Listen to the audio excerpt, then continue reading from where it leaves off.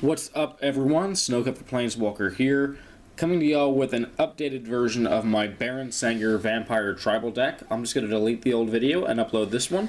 And I want to quickly talk about the deck itself, why I play this deck, why I choose the commander I do, and then go through the deck list itself. So I'm going to start out with my commander himself, Baron Sengir. And before we actually discuss anything about the actual deck, I want to discuss why I play Baron Sengir as my commander, because there are obviously better choices out there for a vampire tribal, and that's what I'm doing here. Anowon the Ruined Sage, Kalitas, Bloodchief of Get, Drana, Kalastria Bloodchief, Drana, Liberator of Malakir. Sorry, I'm going to turn my phone to silent. Olivia Voldaren, you know, even Garza Zol or something else, pretty much any other legendary vampire, with the exception of Mirri Sengir, is a better commander than Baron Sengir. So why do I play him? Well, it's actually for partially that reason itself, and it's also partially for the fact that I just love the character's storyline, I love his flavor, and I think that he's a commander that no one sees very often, so I like giving him time in the spotlight. But in addition, playing an underpowered commander can take focus off of me in a game of Magic itself. Even when it's with friends who know the deck, they still tend to look over and think, well, you know, he doesn't really have much on his board. His commander's Baron Sengir, he's not doing anything. And with strangers, they just ignore me completely. When I'm playing against people who I don't know, they see me put Baron Sengir in my command zone and think that I'm just some noob who has no idea what the hell I'm doing. So they tend to ignore me, and because of that, I can end up punishing them severely with this mono-black vampire deck that I've used to actually break out and win against my friend Corey's. What deck was he using in that particular game? It wasn't his Animar. It was some Esper thing. It was his Send Triplets deck. And his cousin's $4,000 all-foiled out Azuri Elf Tribal deck. And you know, it's just because they look at my commander and they underestimate me, and it was, you know, those two and a few miscellaneous people who were friends with his cousin, so they didn't know me at all. Corey had never seen this deck, and his cousin and I don't know each other that well, so they all kind of underestimated me just because of my commander, and they gave me a huge edge in the game itself. So there is an advantage to playing an underpowered commander if you don't mind basically just playing Highlander, because the commander itself doesn't really do much. I will cast him for a creature, a 5/5, produces 3 black devotion that I can use to regenerate a vampire. It's not terrible, but it's just not the strongest option, and that's on purpose. And by the way, Baron Sengir, I'm going to go ahead and talk about the deck itself now, is a 5/5 flyer for 5 and 3 black, legendary creature vampire. Actually, I'll turn it around to my proxy here, made by the Proxy Factory, using that Josu Hernes artwork for Baron Sengir. Still prefer Pete Ventnor's, but I had the other one done as well, so you can see the Oracle text. So 5/5 for 5 and 3 black, legendary creature vampire with flying, and whenever a creature dealt damage by Baron Sengir this turn dies, put a +2/+2 counter on Baron Sengir. Tap or regenerate another target vampire. Alright, so it's important to note the difference between his text here, regenerate target vampire, regenerate another target vampire on the Oracle text, so he can't regenerate himself because he didn't originally have the type vampire, but the reason why this effect is kind of meh is just because it's an 8 mana 5/5 that can regenerate a vampire, and if he happens to kill something, he gets a 2/2 counter. The only time the 2/2 counter has ever been relevant was whenever I was playing a game against someone, my friend Hagen's, what was the deck? Dogatar the Adamant, and he couldn't steal the counters that were on my commander. So the commander himself, not very important. He's just here to kind of deflect attention off of me and to let me play with a very cool, underused, and cool flavor-wise creature. The deck itself, we'll start with the land. We have Nykthos. It's obviously just a mana ramp. Cabal Coffers and Urborg are both in here, just so I can get some serious mana going on. Temple of the False God gives me 2. Ancient Tomb gives me 2. Lake of the Dead, I can tap it and sack a swamp to add 4 black. Dark Depths, it combos well with Thespian Stage. Thespian Stage can also just be used to copy a Cabal Coffers or something. Vesuva along similar lines. Just use the copy Cabal Coffers, copy someone's Gaia's Cradle just for the generic mana. Strip Mine, blow up a problem land, wasteland, more of the same. Bojuka Bog, because graveyards are a thing, and especially now with my friend Hagen running out there with Marin of the Clan Neltoth, which this deck cannot handle by itself. I'll be perfectly honest, it's nowhere near capable of it. In a multiplayer game with other people hitting him, I might be able to sneak a win in by exiling this graveyard. It also is just good against things like my own Duretti deck, when I let my brother play that. There's so many problematic graveyard decks in the format, so Bojuka Bog really helps take care of them. Crypt of Agadeem can net me some serious additional mana. This really should have been with the other mana ramp lands, but oh well. Just pay 2 and tap it, add a black creature in your graveyard. Tap it for black, comes into play tapped. Just a black commander staple.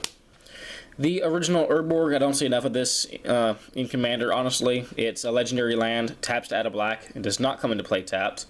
And you can tap it to remove Landwalk, I believe, from an attacking creature. I think it's Swamp Walk in First Strike, but I don't remember exactly because this one is Italian. I'll have to look up the exact rules. I might be confusing this ability with Hammerheim. Arena is actually very much here because of my commander. I can make it fight an opponent's creature. It can then kill that opponent's creature and then get a 2/2 counter. It's not terrible. It can be spot removal. It doesn't produce mana by itself, but Urborg will help with that. Homeward Path, my friend Clayton does play an Olivia Voldaren Vampire deck, and I can't have him stealing all my, my pretty things. So Homeward Path is just good. It also gets things back from that have been bribery away or mind controlled. So Reliquary Tower, no maximum hand size. I do actually need this effect in this deck. I also need to get a Thought Vessel for this deck because I can get a lot of mana and dump it into things like Diabolic Revelation.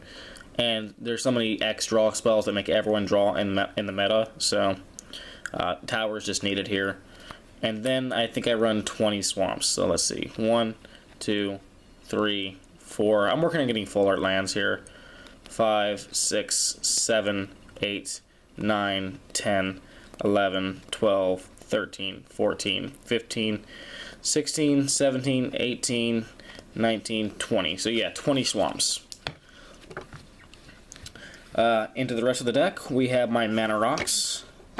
Mana Crypt. It's just fast mana. Everyone knows what these cards do, so I'm going to kind of skim through the Mana Rocks. Mana Vault, again, just more fast mana. Soul Ring, we're playing Commander. Of course we want Soul Ring. Expedition Map isn't a Mana Rock, but it will go and find me my Cabal Coffers, my Urborg, my Nykthos. I could use it to find a Thespian Stage or a Vesuva, so I can copy a Cabal Coffers or a Dark Depths. Dark Depths specifically with the Thespian Stage. Vesuva will not work with that, but it can just find me any land that I need at the time, so I do enjoy Expedition Map. Jet Medallion, make my black spells cheaper. I do not run Cage Sun, Gauntlet of Power, or any of those other effects. I just don't need the additional mana. I just get so much as it is. Creatures, we have Gul'draw's Assassin. It can become a piece of spot removal. It can become a decent body. And it's an early gameplay. Shadow Alley Denizen allows me to punch through by giving creatures Intimidate whenever another black creature comes into play. Hexmage, it can combo well with the Dark Depths. It also allows me to kill an opponent's Planeswalker or deal with a creature that's just way too damn big. Bloodghast is a threat that keeps on threatening. It's a 2/1 for 2 that can't block. Has haste as long as an opponent has 10 or less life, which is common. And has landfall. Whenever a land enters the battlefield under your control, you may return Bloodghast from the graveyard to the battlefield. So, big fan of Bloodghast. I've almost put a Skull Clamp in here just for the Bloodghast. Kalastria Highborn, whenever it or another vampire you control is put into a graveyard from the battlefield, you may pay a black. If you do, you drain a player for 2. Gatekeeper of Malakir is a great way to deal with problematic hexproof or indestructible cards, especially if your opponent only has that in play. Like one of our players in the meta, Zach, has an Avacyn Angel of Hope deck.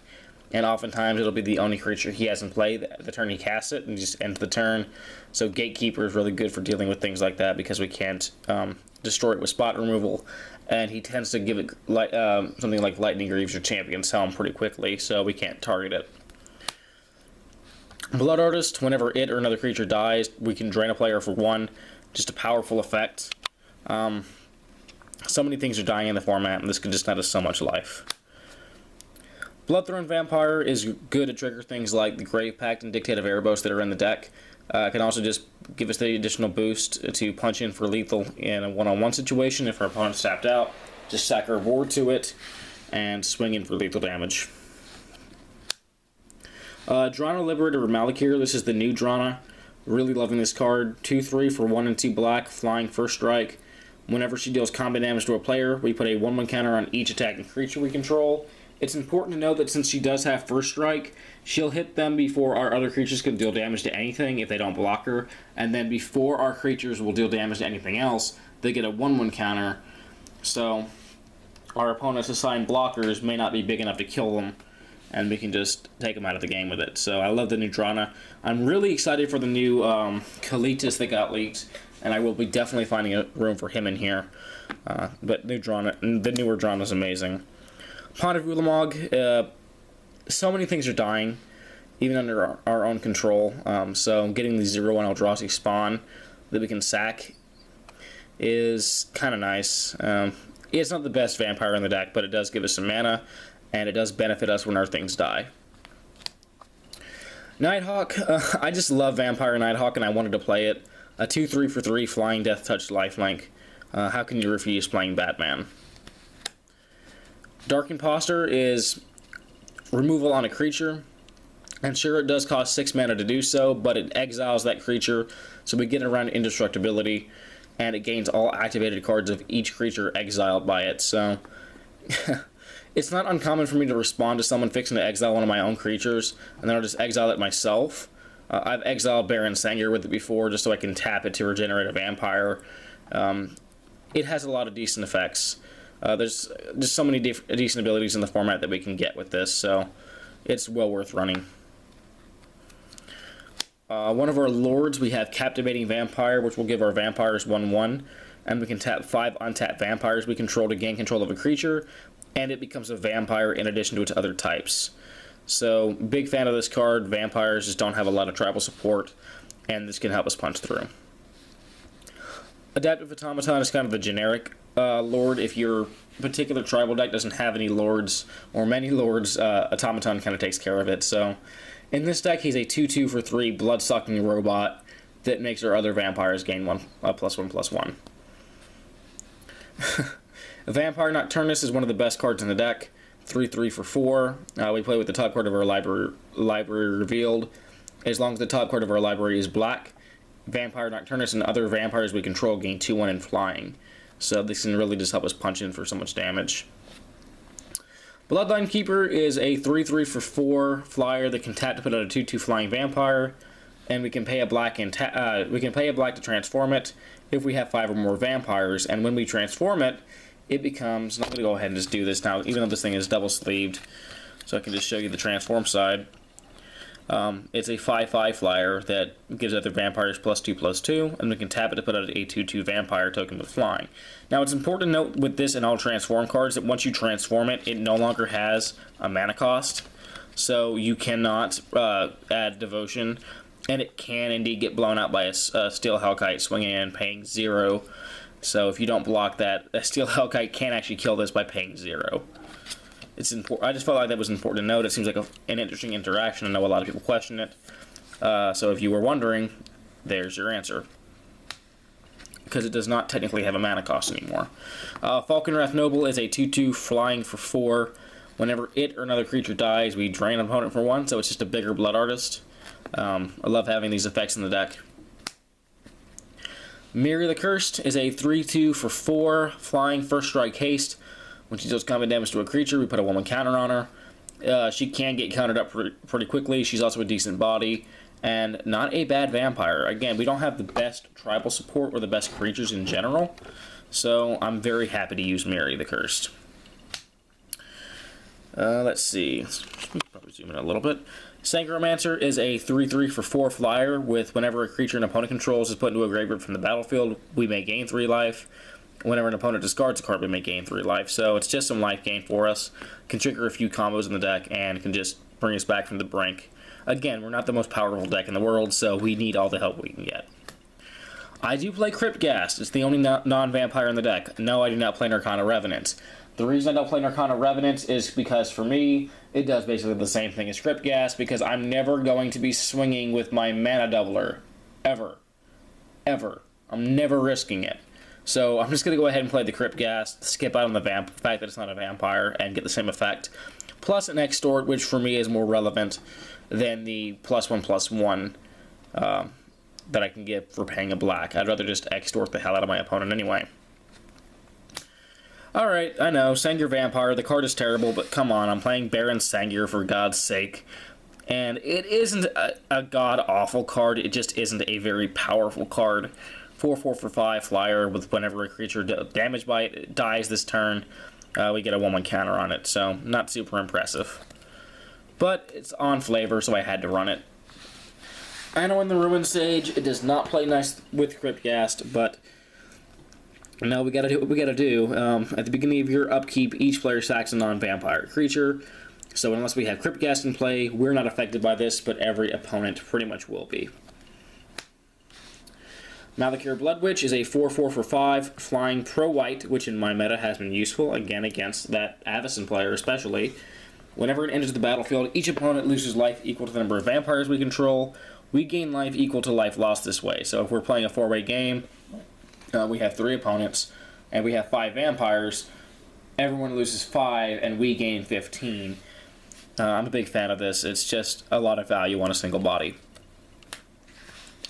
Bloodlord of Vaasgoth is a 3/3 for 5 Bloodthirst 3 flyer with whenever we cast a vampire creature spell, it gains Bloodthirst 3.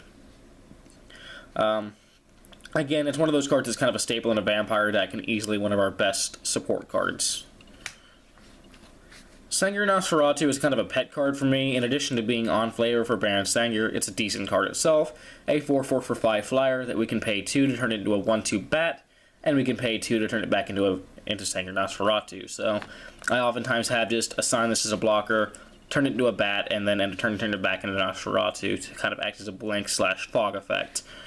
Not terrible, not amazing, but easily one of my favorite cards, regardless. The card that would be best as commander, Drana Liberator, Kalastria Bloodchief, sorry. She is a 4/4 for 5 flyer that we can pay X and double black to give target creature -0/-X until end of turn, and then she'll get +X/+O. So let's say we pay 4 and 2 black, we can give a creature -0/-4, and then give her +4/+O. Super strong. A lot of people love playing her as Vampire Tribal Commander, as Voltron, whatever. I just like her as an additional utility creature. Necropolis Regent is a 6/5 flyer for 6. With whenever a creature we control deals combat damage to a player, we put that many 1/1 counters on it. Honestly, the card is insane, and it's one of my favorite vamps in the deck. Kalitas is removal on a stick. Pay 3 black, destroy a creature. If that creature is put into a graveyard this way, we get a vampire token with power and toughness equal to the destroyed creature's toughness, and he's a 5/5 for 7. Not amazing, but still, he's additional removal that I'm a big fan of, and he's a vampire. I mean, why not? Alright, I noticed my camera's approaching the 20-minute mark, which if I don't just stop it now, it'll stop for about a minute and then restart, so I'm going to cut it here and come right back. And we're back. I hope you enjoyed that little break. I'll probably just throw a commercial in there somewhere. Next few cards. We have Night's Whisper. We're past the creatures now into the card draw. We draw 2 and lose 2. Pretty straightforward. Oops, dropping cards. Sign in Blood. More of the same, just cost double black instead. Read the Bones. Scry 2, then draw 2, then lose 2.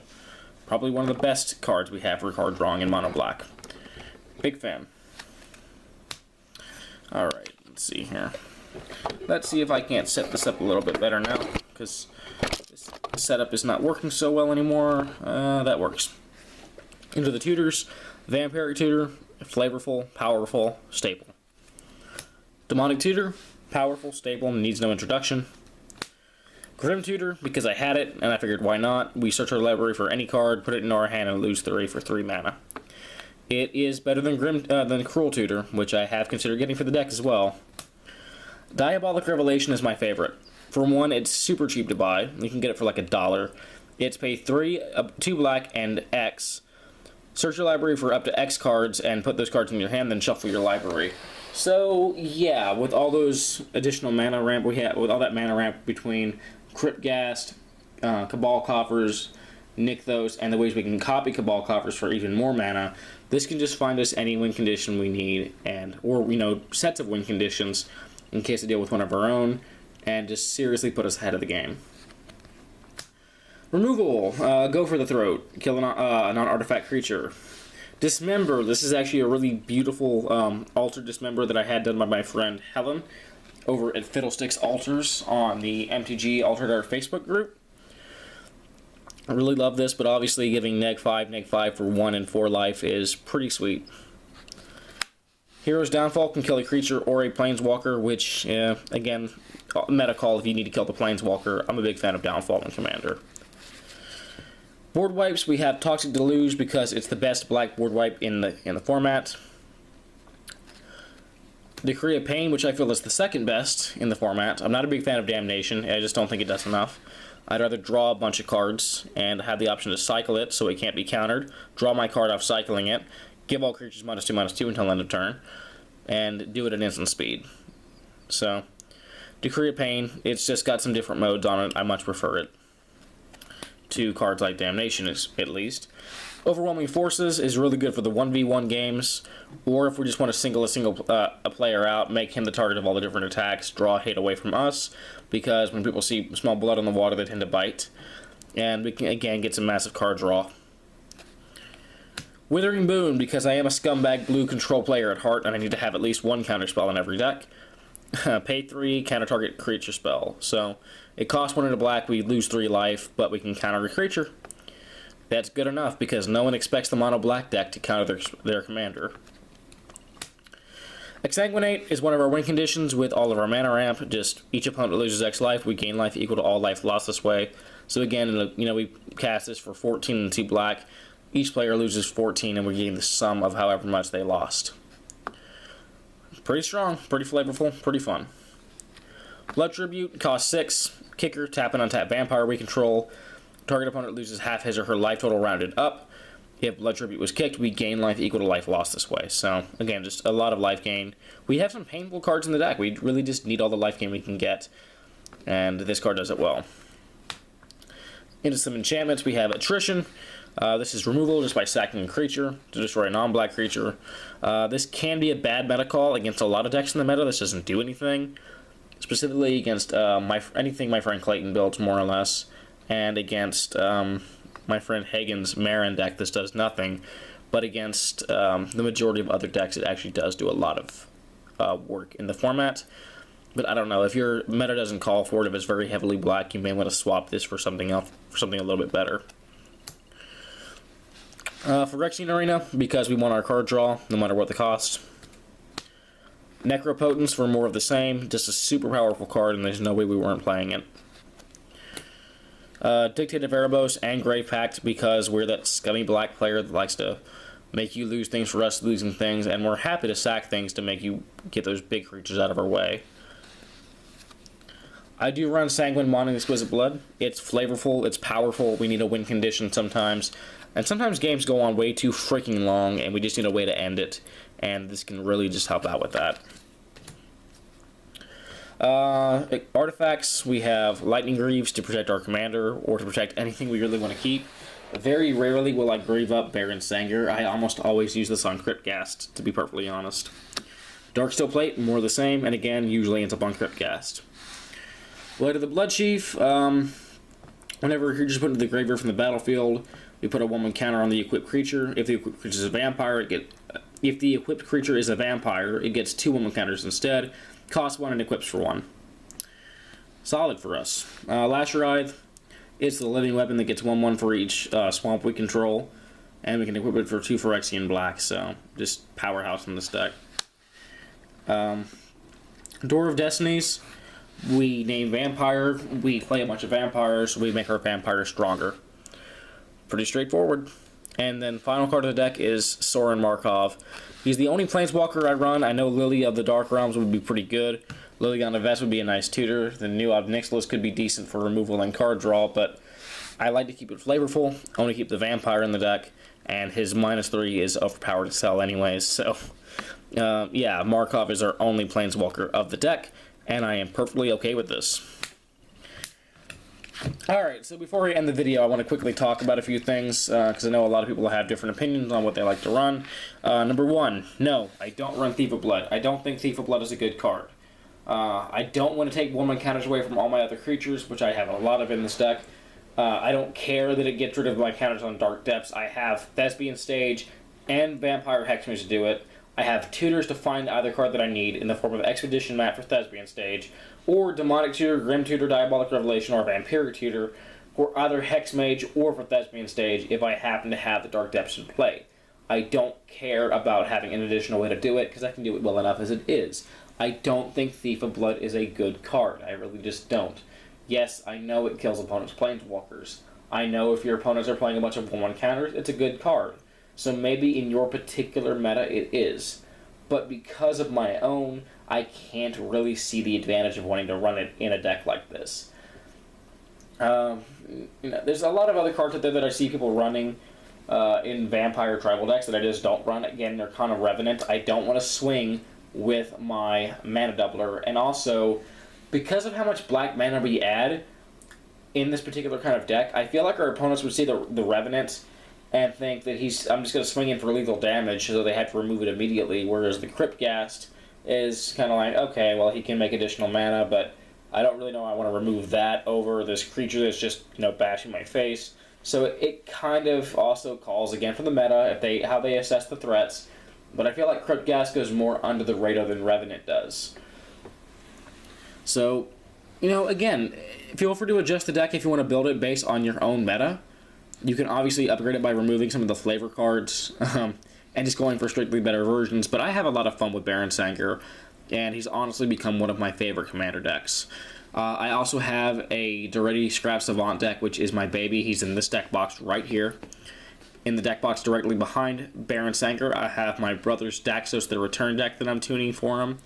And in this deck box over here, which is also Baron's home, by the way, I have a Teamwork Good Stuff deck that I'm building, utilizing Aku Failing the Predictor, which was a 5-color promotional card that is not a, real Magic card, but it was a card printed for the prismatic format.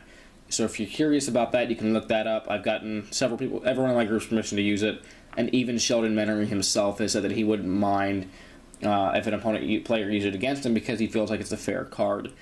For anyone who doesn't want to play against that, 5-color promo card, I just happily swap it for Entep the Dreamer, and the deck plays the exact same way regardless. So I'm enjoying the hell out of that. I'll do a deck tech on that whenever it's finished. I'll do a deck tech on Daxos whenever it's finished. You can see my old deck tech for Daretti on a CMDR decks. I will post a updated video on this channel soon because it has gone through quite a metamorphosis and just become so much better than it was at that particular point in time. In addition, I will hopefully be doing deck techs on friend decks soon, like my friend Hagen's Marin of the Clan Neltoff deck, as well as my friend Zach's Avacyn Angel of Hope deck, and maybe my friend Corey's Animarch deck. Let me know what you guys want to see. Let me know what you guys think. I'd love to hear y'all's opinion and y'all's suggestions in the comment section down below. So, thanks for watching, guys. Hope you enjoyed. I hope you enjoy the rest of your day. And until next time, I'm signing out. Peace, and take care.